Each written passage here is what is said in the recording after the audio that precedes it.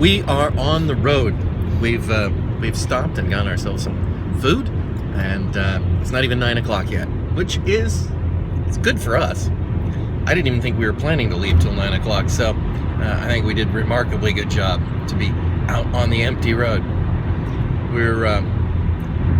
Our next stops are going to be either Blythe, which is just over the Arizona-California border, where we'll have to get gas, if we have to get gas. And if we don't have to get gas, which I don't think we do, because we normally don't, then we'll be into Indio for Round Table Pizza, just about 11:14, lunchtime.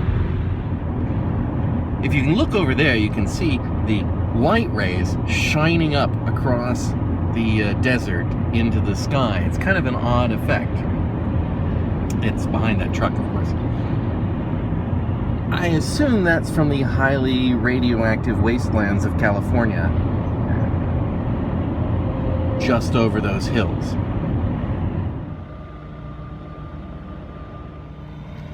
This is the first rest area break. We're only 30-40 miles outside of, well, where we stopped to eat, so 50-60 miles from home. And the ones in Arizona are quite nice. I mean, if any rest area could be said to be nice.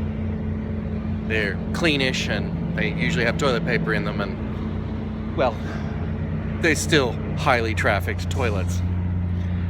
The ones in California are absolute shitholes. It's amazing that that state, for all the things they do, have the worst rest areas I've ever seen in my life, and I've traveled all over the western United States. So, they are just disgusting. Anyway, I have that to look forward to. Onward to the toilet. We've taken a daring move this time. We've opted to skip rest area number 2. Now, that was about 30-some miles outside of rest area number 1, so it really didn't take us that long to get past there. So now we've got almost 50 miles to go before the third rest area. The question is, will everyone be able to make it that far?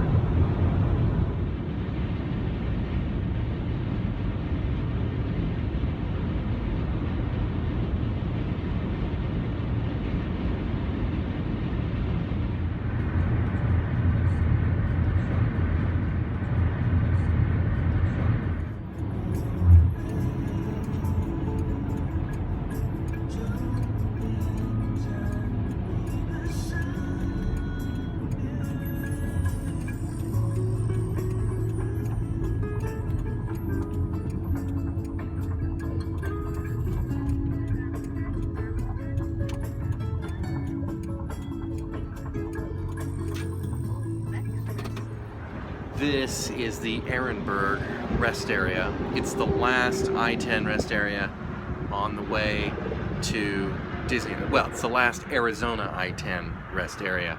This is the rest area you go to, and you hope you never have to use another one on this drive.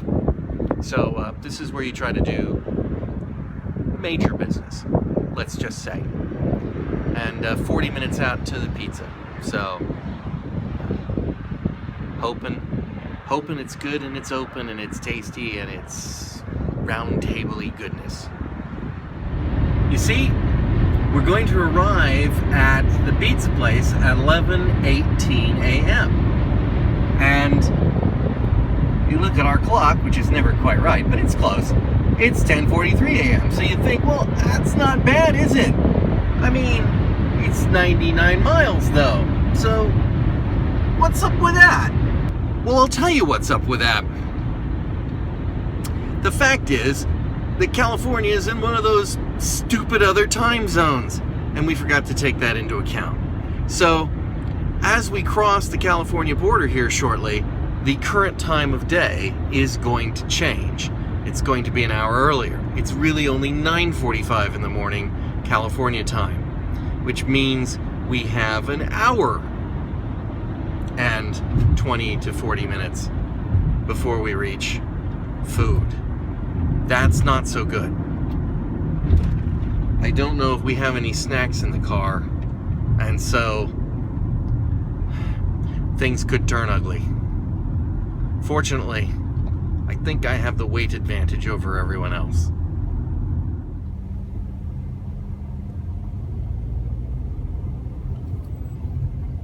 Keep the windows down. And now we have to go through the California Agricultural Inspection Station to find out if any of us are growing any fungi on our bodies. That's the way California works.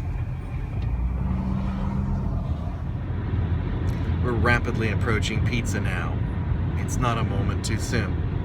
You can kind of see from the highway here that the roads in California are very different from the roads in Arizona, at least the freeways.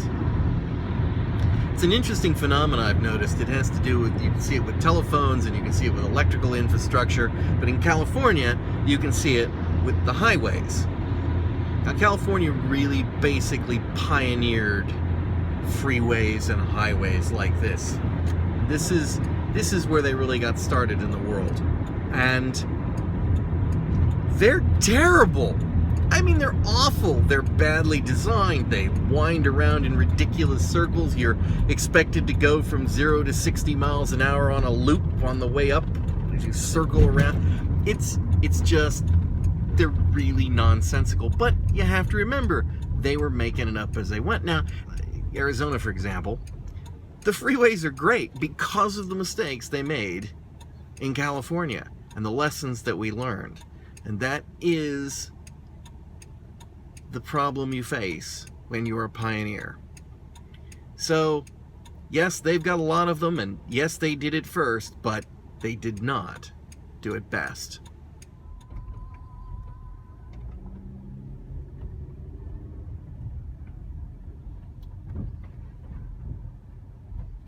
They just walk around. This is That's the parking spot. Boba and tea right next to Round Table Pizza. that's where I'm going.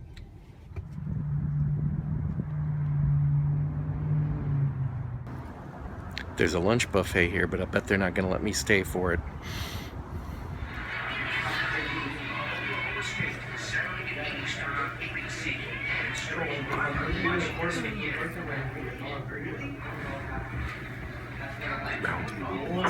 Round Table Pizza. The last honest pizza.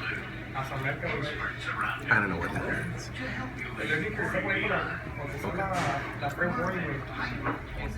Well, we left Round Table and we had to get gas, and the GPS has led us on a merry tour of Indio and whatever town we're in now, which is Palm Desert.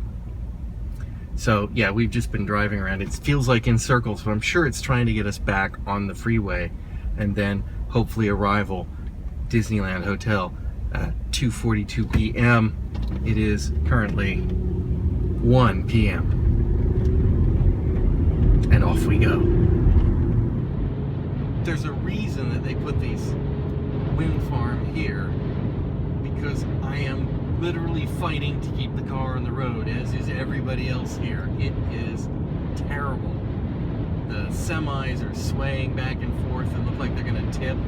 It's creepy when you drive next to them. I don't like it. No, sir. Don't like it at all. Well, we're here. Just across the street from Disneyland, apparently. Now to check in. Then I can take a nap.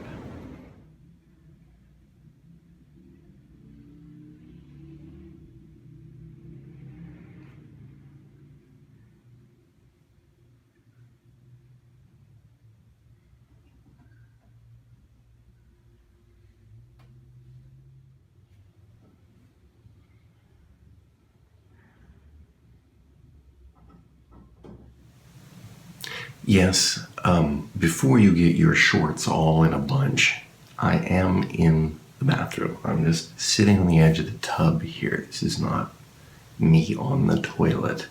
This is me in the restroom.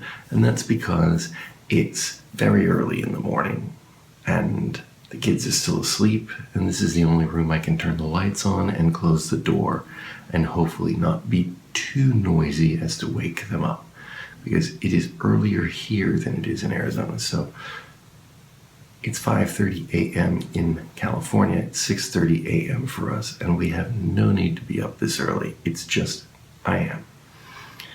I cut the video there because that was the journey part, and I wanted to tell you about our check-in. So this is a very nice hotel, and we got it. Our friends, Ben and Keith, arranged for us to be here, and they got it through a friend, but they made our reservations, and somehow when they checked in on Tuesday, our reservation got deleted, and so they could not find us, and there was not a thing for us when we got here. So, but it all got straightened out. They were all great about getting it to us. It's just one of those things where after you drive and you're all ready to go, take a nap, and you get there like, nope, never heard of you. So it took us a longer time to get checked in than we had anticipated. And then by that point, we had let our friends know that something was wrong. And so they came back from Disneyland. They were going to take a nap, but instead they came back, let us get settled. And so we went to Disney. And I have stories to tell you there, but I'm going to save that for the next one. So you want to see Disney in the Paint the Night electrical parade and some of the rides and what a teenager Michelle is being, then you'll want to come back for our next episode. In the meantime, like, comment, and subscribe.